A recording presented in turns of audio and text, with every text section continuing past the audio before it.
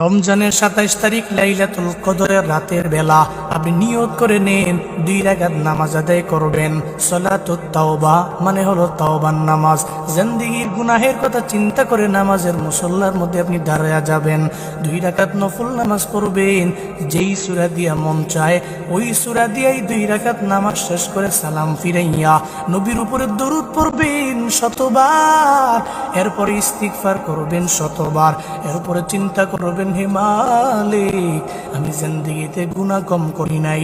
আপনার গুনাহের কথা চিন্তা করে মুনাজাত ধরে রবের দরবারে কাঁদবেন আর বলবেন, আল্লাহ তুমি আমার জিন্দেগির গুনাহ মাফ করে দাও।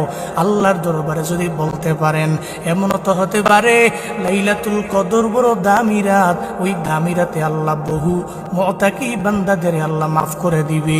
ওই ইতিকাফকারীদের উসিলায় লাইলাতুল কদরের উসিলায় আল্লাহ আপনার জিন্দেগির সব গুনাহ মাফ করে দিতে পারে।